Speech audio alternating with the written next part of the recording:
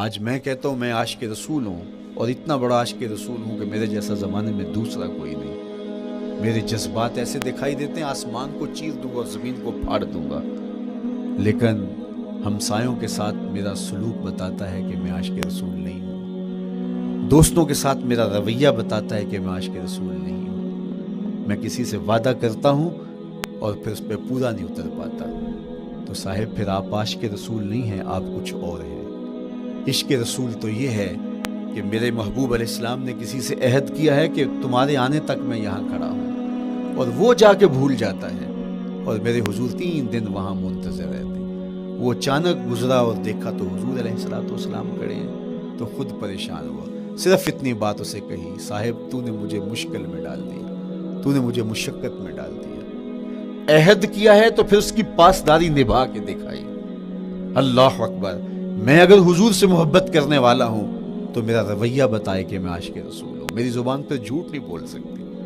آپ سے پوچھا گیا کہ مومن بزدلی کر سکتا ہے؟ کہا نہیں، بہادر ہوتا ہے، لیکن ہو سکتا ہے کبھی اس سے بزدلی سرزد بھی ہو جائے۔ پھر پوچھا گیا کہ مومن بخیل ہو سکتا ہے؟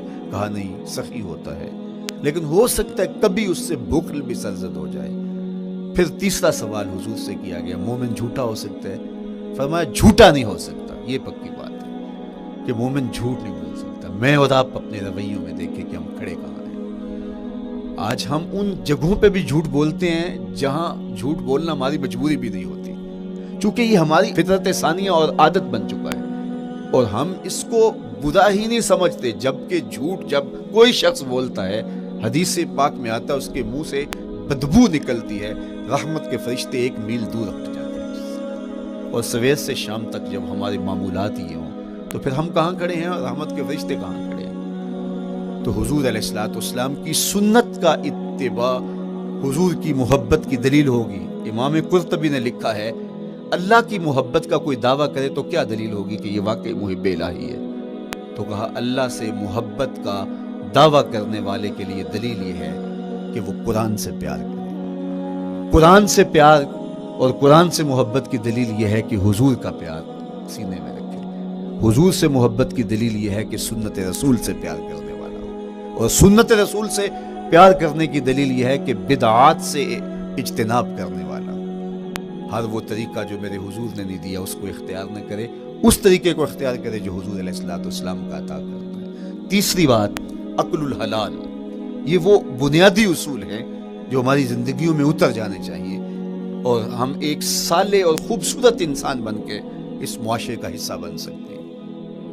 عقل حلال زندگی میں شامل ہو تو زندگی کو جمال نصیب ہوتا ہے، اور باطن اور ظاہر کو طمانینت نصیب ہوتی ہے۔ اگر رزق پاک نہیں ہے تو آپ کعبے بھی جائیں تو وہاں بھی آپ محروم پلٹیں گے۔ میرے حضور علیہ السلام نے فرمایا، ایک بندہ لمبا سفر کر کے گیا، اشعث اغبر کے لفظ ہیں، اس کے بال بکھرے ہوئے ہیں، سفر کی گرد پڑی ہوئی ہے، اور لباس بھی پھٹا ہوا ہے، شکستہ حالت، پراگندہ صورت، اور کھڑا ہے کعبۃ اللہ کے سامنے، یمد یدیہ، دونوں ہاتھ لمبے کر کر کے دعا مانگ رہا ہے، اور کیا کہتا ہے؟ اے اللہ، ومطعمہ حرام ومشربہ حرام وملبسہ حرام وغذی بالحرام۔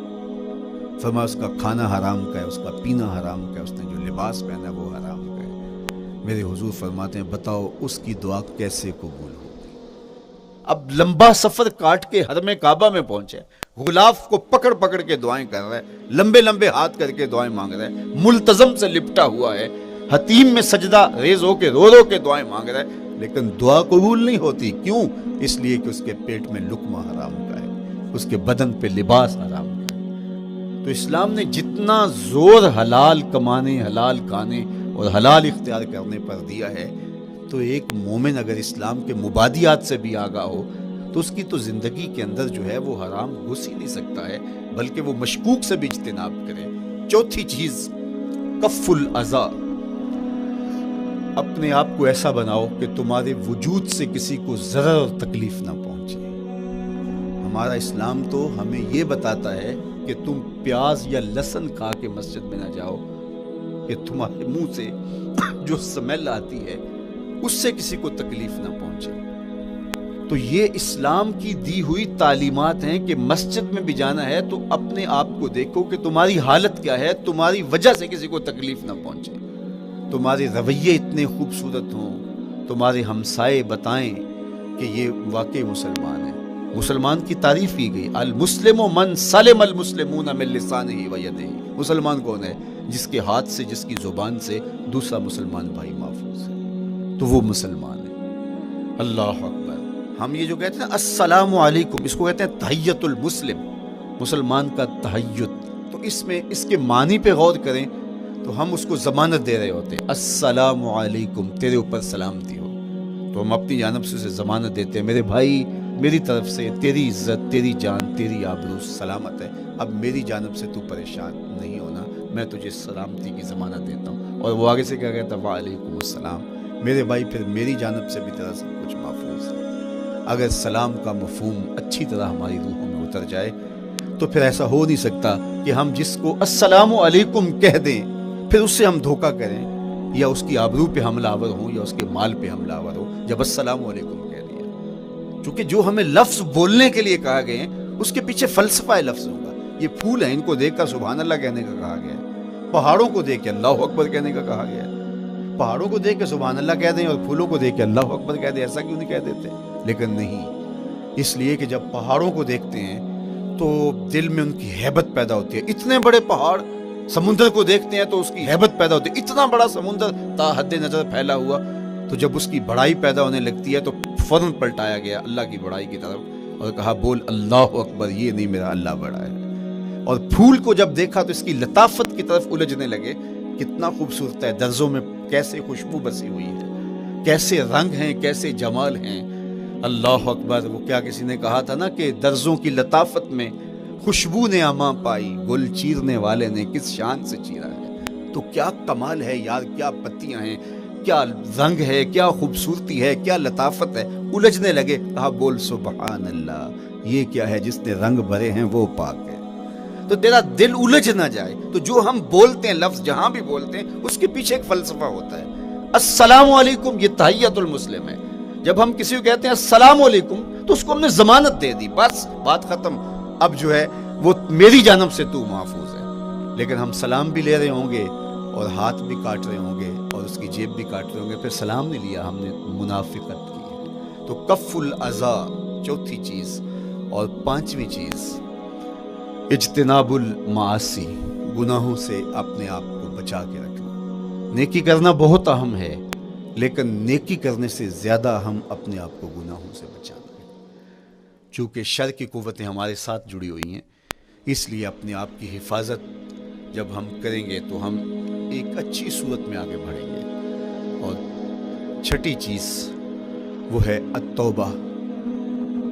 توبہ تسلسل کے ساتھ کرتے رہیے۔ یہ تصور کہ بڑھاپے میں توبہ کریں گے، یہ تصور کہاں سے آیا؟ یا ہمارے ہاں آج کل یہ کلچر پیدا ہوا ہے کہ لیلۃ القدر یا شبرات کے دن سارے جڑ کے توبہ کرنے بیٹھ جاتے ہیں اور پورا سال اپنی مرضی کی زندگی گزارتے ہیں۔ ایسا نہیں ہے۔ میرے حضور کے دامن پہ ایک بھی گناہ کا دھبا نہیں تھا۔ ہم نبیوں کی عصمت کے قائل ہیں، کسی نبی پر کوئی گناہ کا دھبا نہیں ہوتا۔ اگر اس امکان کو بھی تسلیم کر لیا جائے تو ساری شریعت مشکوک ہو جاتی ہے۔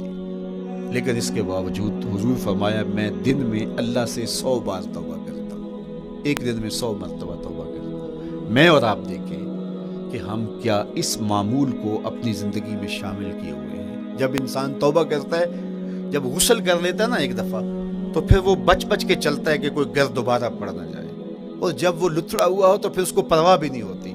اس لیے ہمیں بار بار غسل کرنے کی، بار بار توبہ کرنے کی تلقین کی گئی ہے تاکہ ہم پھر نئے گناہوں سے بچتے رہیں گے۔ تو اپنی زندگی میں توبہ کا تسلسل کیجئے، شام سویرے صبح بار بار اللہ سے توبہ کی اور رجوع کیجئے۔ اور آخری چیز ادا الحقوق، حقوق کا ادا کرنا۔ ہمارے ذمے جو حقوق عائد ہوتے ہیں وہ ہمارے والدین کے ہیں، وہ ہمارے بہن بھائیوں کے ہیں، وہ ہمارے دوستوں کے ہیں، ہمسایوں کے ہیں، ہمارے اساتذہ کے ہیں، کلاس فیلوز کے ہیں۔ وہ حقوق حتیٰ کہ جانوروں کے کیوں نہ ہوں تو ان حقوق کو ہم ادا کرنے والے دست بردار نہیں ہو سکتے ہم ان حقوق سے۔ یہ مومن کی زندگی ہے، یہ ہمارا نظم حیات ہے، یہ اسلام کا دیا ہوا منشور ہے، یہ طریقہ زندگی ہے کہ ہم ایک ایک کے حق کو ادا کرتے ہوئے اپنی زندگی بسر کریں۔ بالخصوص میں طلباء سے مخاطب ہوں کہ یہ عمر تربیتی اعتبار سے سب سے اہم عمر ہے۔ سیدنا علی المرتضیٰ رضی اللہ تعالیٰ عنہ فرماتے ہیں کہ 15 سال سے لے کر کے 20 سال تک کی عمر میں انسان کے نظریات پختہ ہوتے ہیں اور اس کی عادتیں جمتی ہیں۔ یہ دوسرے کہتے ہیں 13 سے 19 سال تک کی عمر، وہ کہتے ہیں یہ بڑی اہمیت کی حامل